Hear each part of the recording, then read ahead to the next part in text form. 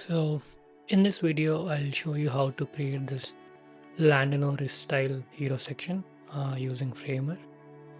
So, in order to do this, I've created a Framer component and I've published it. So, I'll include the link to the component in the description below. So, all you have to do is go to that component, just copy the component and place it inside your Framer file. Now change the width and height of the component to 100% relative and position your component. So we have the component ready.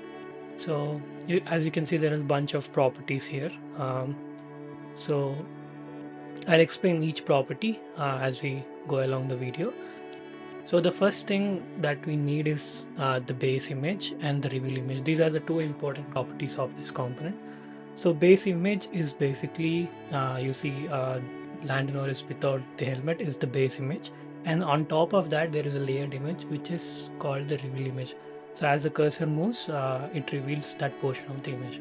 I'll show you how to optimize these images in order to achieve the Lando Norris style effect. So to create the base in the reveal image, I've used Gemini here. Like I created this base image, then the same person with his helmet and the MotoGP gear on. This is what I'll be using for this example. After I created the images in Gemini, I just removed the background of both the images, and then I have used Figma to get them into a frame.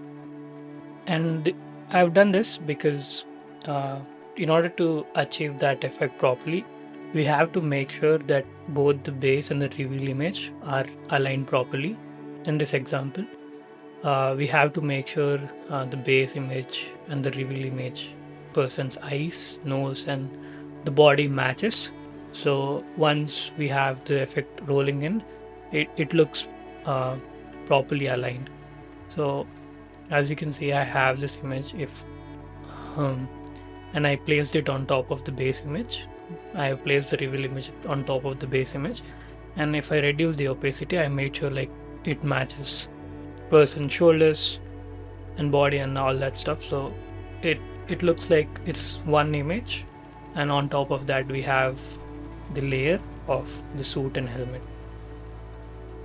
Once I have that, I will export them.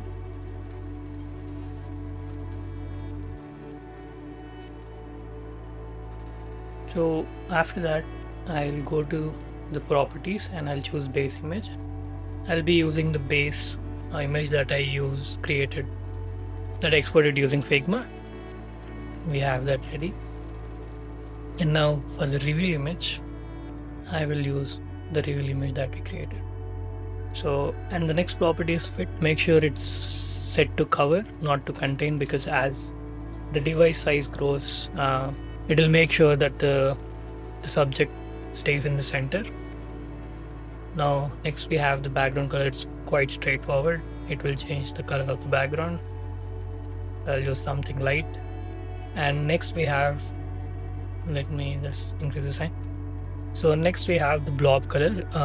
So I also created a live background which looks like blobs. So as you can see in this hero section, there is this ripple effect that is happening in the background. I've tried to achieve that, but not quite there. But yeah, I'll just change the blob color to somewhat lighter shade. And next we have the image 3D depth. That is in this example here. So when I'm moving my cursor, there is slight 3D effect, like the person, like here Lando Norris, like he moves from left to right. So in order to achieve that, I have created this property where the distance between the reveal and base image, there is a parallax effect that goes on, that is creating this 3D effect. So the higher the number, the higher the parallax effect. So I'll be using 5 for this example. And then we have the blob count, that is the number of blobs in the background. So I'll just stick to 10. Then I have the blob size. So as you can see, they're small. You can increase the size decrease the size. I'll be using a bigger blob size. And then we have the blob speed, like how fast the blobs move in the background. I'll use a slower speed. And then we have the blob complexity, that is 0. That means the blobs are circle. If the more the number, the more complex the shape of the blobs are. Then we have the blob stroke. It's quite straightforward. It's just the stroke width. Yeah, so these are the background properties. Then we have the main properties, that is for the cursor effect. So the first we have cursor size. So this is the size of the cursor. So if I have it at 400, so this will be the cursor size. Yeah, and then we have the cursor complexity, same, similar to blob. So if we have it set at 0, so the cursor will be more like a circle. The higher the number, the complex the shape of the cursor. So you can see it's more like a blob, complex blob. Then we have the cursor roughness itself. That is, as you can see, the cursor edges are not that rough, it's very smooth. So if you increase the roughness, the cursor becomes rough in the corners and creates more of a noise. And then we have the cursor speed. So the slower the cursor speed, the slower it reacts to your cursor. So I'll set it high. And then we have the cursor viscosity. So what happens is, like, if you put your finger in a water surface, so it leaves a trail, like a fluid trail, right? So in the similar way, if I have it at, say, higher speed, then it leaves a trail behind. So you can see it's moving.